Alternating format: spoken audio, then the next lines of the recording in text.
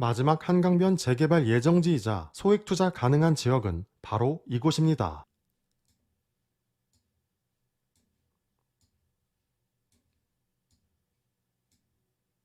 오늘은 마지막 한강변 재개발 예정지이자 소액으로 투자 가능한 곳을 공개합니다. 영상 후반부에는 가격이 폭발적으로 상승할 이곳의 정확한 위치를 공개하며 초대박이 가능한 확실한 이유를 공개합니다. 진짜 돈 되는 정보이니 끝까지 집중해주세요. 서울시는 얼마 전 그레이트 한강 프로젝트라는 한강변 개발 계획을 발표했죠. 이 계획은 4대 핵심 전략별 사업을 추진하는데 내용을 보면 첫 번째, 한강공원을 재정비하여 생태공원의 장점 극대화. 두 번째, 도시와 한강을 연결하여 편의성 도모. 세 번째, 한강변에 제2세종문화회관 등의 다양한 문화시설을 조성. 네 번째, 바로 우리가 주목해야 할 한강변 주거지의 규제 완화 그리고 성장 거점으로의 조성 계획입니다. 주거지 관련 내용을 자세히 볼게요. 그림을 보면 주거지와 한강변 사이 대로변을 덮개 공원으로 덮어 그 위 공간을 보행로로 조성하죠. 그리고 한강변 주거지의 층수 제한 규제를 폐지하여 35층 이상의 초고층 아파트로 계획합니다. 이는 신속통합기획, 모아타운 등의 재개발 계획과 맞물려 한강변 재개발 예정지에 큰 변화를 가능케 하죠. 이 그림은 서울시가 그려놓은 미래 한강변 아파트입니다. 남쪽의 한강을 기준, 북쪽의 주거지를 연결하는 덮개 공원이 위치하죠. 그리고 한강뷰 아파트 주위에 계획된 업무, 상업,